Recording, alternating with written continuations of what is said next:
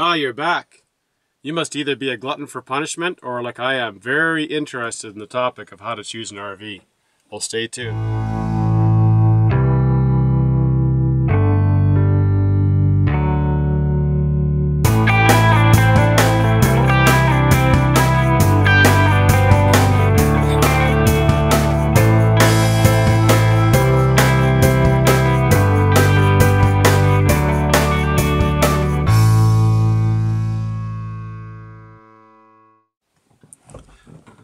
One thing I need to clarify is my purpose for an RV, and that would be to be able to live in it for 3 months minimum, all the way up to full-timing it. Not that we're going to be probably full-timing it, but we would full-time it for 3 to 6 months out of the year is the idea. So it has to be something that can do that and not just be a weekend warrior machine. Now, considering that when you go ahead and you move from your apartment or a home into a rig, it's a huge compromise as far as the size, storage ability, and whatnot, especially if you're into a home like we are. So it's the same thing. That step that you're making from the home to, let's say, a large RV would be the same that you're going to make within the RV community from a large RV to a small RV as far as size goes. So like was mentioned before in the second video, is that whenever you go ahead and make a choice for one particular type of RV, long, short, or medium, you're going to be making a compromise one way or another, whether it's mobility versus comfort. And that's really what you have to consider. You have to determine your use. Is it going to be occasional, just weekend camping, or all the way up to full-timing it?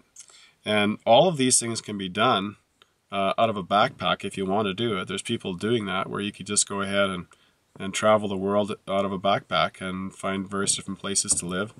Or you could do it in a large Class A motorhome. Now, the other thing to consider is budget. Of course, budget always plays a big role, and probably the major role as to what's going to happen. People with a very, very minimal budget will grab whatever can come by their way at a reasonable cost, right? So if your budget's larger, well, then you have more choices, which makes it more complicated too. Now, what I prefer to do is to buy used in most everything I buy. And the way I do that is I go ahead and I shop, for something that's new that I would like. That'd be the quality and whatnot. And then I go and have that benchmark as to what it's priced out as. Then I know really, I have a better idea of what a used unit would cost and be, priced out at. The reason why I'd especially buy an RV used is because experienced RVers will tell you that you're going to go through several units, especially if you're going to go full-timing it. And things change. And you want to be able to have the ability to flip it. And if you're really savvy, people can actually make money doing it that way too. Now, buying used isn't for everyone. I have a brother who would never even consider buying something like that used. He's a mechanic and he's just fussy. He likes to buy things brand new and he doesn't want someone else's junk. But myself, I found over the years that there's the odd time when I got burned buying used, but overall the amount of money that I've saved in doing that has allowed me to do a lot more things than just to have all the money sucked into one huge item. But so your budget is a critical factor as to what you're going to end up going with. And I tend to, especially with the RV thing, is to buy something as good a quality as I possibly can afford without, getting crazy and spending too much money and having myself overburdened with the financial aspect of the RV purchase. So, if you're going to dump a couple $1,000s in upgrades and whatnot, you want to have a decent platform to work on that's going to last, for 10 years and make it worthwhile for the investment. The other thing is maintenance costs. You have to look at that. you want to get a Class A motorhome worked on, you're talking big money. Is maybe $140 an hour for a mechanic for the hourly rate. Whereas if you have something that's a van based, you have a lot more options. You could get down to $40-50 an hour if you find the right guy. Now most full timers will be found in fifth wheels and Class A motorhomes. But then again, most full-timers are of retirement age, and they don't want to compromise space and luxury, for cramped quarters, and they're more likely to be going to an RV park where they would like to socialize and meet up friends that way. So there is a growing segment, though, of younger folks who are tired of paying for mortgages and rent and are exploring the whole full-timing in smaller rigs. And I guess that's where my mindset would be as well, more towards that. I mean, I like luxury too, just like anyone else, but I don't want to be in an RV park, I'll tell you that much. My preference is to start with the simplest, easiest solution to get into the RV world. If it's too complicated and it's a hassle, then that's just not going to work. If I have to go over to a place where I've got a 32-foot trailer, and then I have to go and hook up and then get it out of there, bring it over here, pack it up, and take off, and then come back and unload and go over there, it's not going to work. Now, I suppose if a person's going to go and we're not in a full-timing scenario at this point in time. We're going to be working our way into that. So I like to keep things as simple as possible, so you're going to end up, using the unit. I'd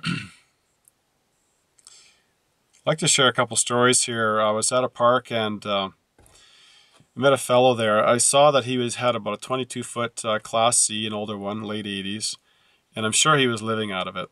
And so I went up and approached him and talked to him, and sure enough he was, and he told me his story of how he lived in all kinds of rigs, Class A, big Winnebagos, to Class Cs, and now he's into this large Class Cs I'm talking about, and then he's into the shorter one.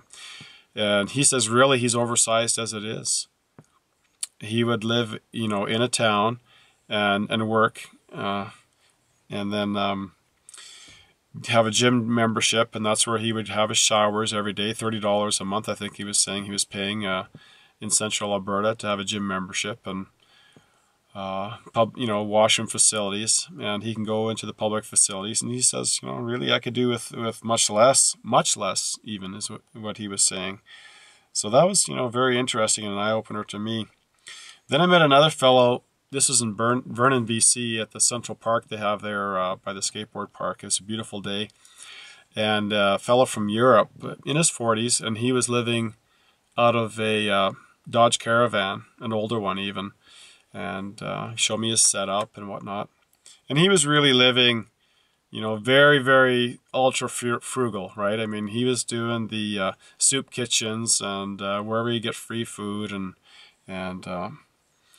I just patted him on the back, and I says, awesome, you're doing a great thing, by being able to live like this. And I know it's out of the box, and it's hard on your head, not being in sync with society that way. But and I gave him, some free food too. But there he was, and he was doing the same thing. He was doing urban stuff, camping and living, and his little minivan fit beautifully in the parking spot, just like everyone else, and no one was the wiser as to what was going on with him. Now there's a YouTube video called American Nomads. It's worthwhile watching. It's well done and enjoyable to watch. And it talks and showcases about the various different folks who are living a nomadic lifestyle, not just RVs, across America. From rodeo cowboy guys to guys who are backpacking to people who jump on trains to the RVers and whatnot. But there's one character who caught my interest there, and he was maybe closing in on 40, and had lived the Wall Street fast-paced lifestyle was successful, but he just sold everything, and he was living out of a Jeep. Not a Rubicon, but you know, that style, right? Two-door. He was by himself though, and he just absolutely is loving his life. He's been doing it for a couple of years, I believe he was saying. But what caught my attention was he had like a Thule ski box on top of his Jeep, and that's where he would sleep. Myself, I wouldn't do it that way. I would, I'd have storage up on top of the rig, and I would sleep inside. I would, you know, work it out so I could sleep within the vehicle. But you know, I've heard of people sleeping in coffins and driving hearse and stuff like that. But going and sleeping in a ski carrier, that's off the charts. But he says he was loving his life. So now, really, I mean, life's essentials. What are they? I mean, you need to have food, water, shelter away from the elements, heat. You got those things covered. Well, you know, you can go a long ways, of course, right? I mean, those are the basics. And these rigs provide that. One of the problems that you do have, though, is heat. And heat's very important, especially up in Canada here. The problem with these RVs is the units that they have in them, the heaters, especially the older ones here, I mean, they're not efficient on propane, and they use up a lot of power to be able to drive the fan system. So you have to look at alternatives, I think. So if you go and choose a rig, whether it's just a box van or a cargo van or all the way up to a Class A, you know, you can go ahead and make it more off-grid usable by being able to change your heating system. The ones that I zeroed in on are the S-Bar, German-made unit that is used in semis. Runs off diesel. So if you have a diesel rig, it works really good. You just tap into your diesel system there. But they're costly. They're, you know, $2-3 grand, depending on how you configure it. But they are thermostatically controlled. Draw maybe, you know, 1.5 amps, I think, when the fan is running. There's that. There's a Dickinson Marine fireplace, which, you know, I had scoped out. The only problem with that one is only a high-low setting. You don't have a thermostat with it. And but I do like the effect of having the flame that you can see. It makes it very nice. But it won't really work in here. It's I really try to rack my brain. You have to have a certain length of flue, so it makes it difficult. Probably by the sink over there, but then it kind of hampers your coming into the door. The other option is Propax. It's a European-made high-efficiency furnace. I don't know what the efficiency rating is, 88, 90%, I'm guessing, just looking at, you know, the stats on it. Draws about 1.2 amps. It's super efficient as far as that goes, and it's thermostatically controlled, runs off propane. Hard to find in the US, but there's and Canada, but there are a few distributors, resellers there. But you get that set up, and man, these rigs, you can go ahead and you can live in them. Although we have to consider that most rigs are made just for the weekend. You know, they're cheaply made, and they're kind of not made for full-time use. But it is possible to do. It does take some work, though. That's why you want to get something that's substantial enough quality to warrant your effort to build it up. Now, my older brother, he said one of the most enjoyable vehicles, and he's a mechanic, that he's ever had was the Ford Econoline van. It was the same series as this. It was a window van, extended, but it was just, you know, open. It was a passenger van, but he pulled out all the seats. And maybe he left one seat, you know, bench seat there, but he could use it for hauling things. It was a utility vehicle, but then also he used it as a weekend warrior van. And they would go with their Zodiacs. He was living up close to the Yukon by Whitehorse there, and there's some inlets and bays that they would take their Zodiacs, and, you know, the huge waves that would come in, they'd, you know, almost surf those things with these Zodiacs. And he absolutely loved his van. And in retrospect, from all the years that he's been doing various different things out of vehicles, and he just loved the cargo. He would buy another one, a cargo van, or a window van. He likes the window van. He likes to have it, where you can see out of it and whatnot. Now, my wife has a coworker, and she was snowbirding with her husband quite a bit, and they were doing it in a fifth wheel. And my wife showed T-Rex to her, and she says, "That's perfect." The difficulty they had with their fifth wheel was being able to park it and the cumbersomeness of it. They like the space of it, but they're more hikers and want to be able to get out and do things, and so they found that to be kind of a challenge. And the other thing that she found, because they were living in it quite a bit, is that they found that with nothing to do, she got bored. So if you're going to go full-timing it, you want to be able to keep your mind occupied and have things to do, especially if you're switching from working full-time to all of a sudden all free time. There's an adjustment period there, and it's good to be able to think of how you're going to be able to fill that time in. Now, a couple books I want to recommend to close, and that is Bob Wells' cheapourliving.com book that he offers up in a Kindle, I think it is. It's cheap, $2-3. Awesome reference material there. Even if you're going to go with fifth wheel or Class A, there's things in there. Just the inspiration of doing it is well worth the money. I mean, there's no money in it, really. So it's a no-brainer, just get it. But there's many things that you'll be able to learn in there that will help you out, even in a larger rig. And also Jason Oden's Van Abode book. It's more money. It's maybe $30, $25, $30. But it's a PDF that you get. So like Bob Wells' book, being a Kindle, my Kindle reader doesn't recognize it there anymore. It's gone. But the PDF I have of Jason Oden's book I have still, so there you go. There's something to that. But Jason Oden, geared towards stealth living in a van, and definitely absolutely worth the money. Don't even think about it, just buy it. Even if $30 is a huge amount of money for you, and if you're really serious about it, get it, because it will save you all of that and more. I mean, it's hundreds of dollars worth of information. Easily right there. And both books dovetail over top of each other, but then it reinforces key points, so get both of them. It's a no-brainer. And the other thing I just thought of here at the very end is that there's two types of vehicles, or two types of people using vehicles, and there's going to be the people who live in a vehicle and those who are going to live out of the vehicle. The more adventure-based people are going to be living out of a vehicle. Those retirees who just want to have a house in a different location are the live-ins. So figure out where you're at with all of that. We're definitely the live out of. We're more adventure-based, of course. And that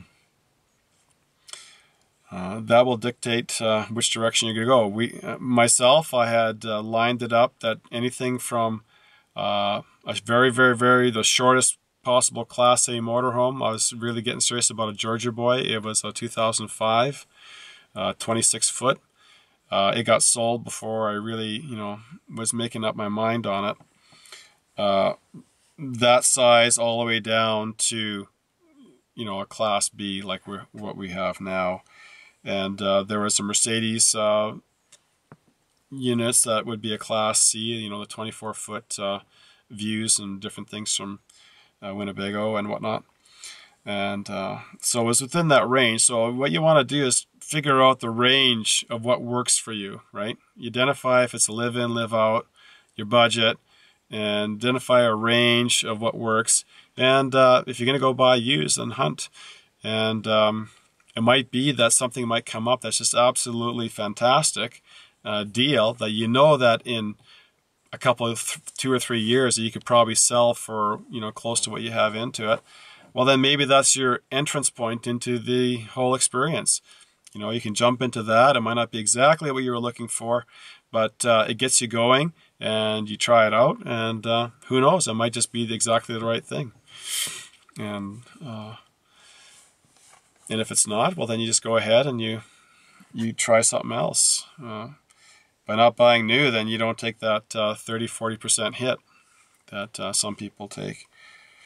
And I guess that's about it. So lots to consider, and it's a fun ride, just even working through the whole aspect of which way you're going to go. But there is an entrance point for you as to a vehicle and an RV, and I just hope that what you find just is absolutely fantastic and you really enjoy it. All right, well, thanks a lot. Take care.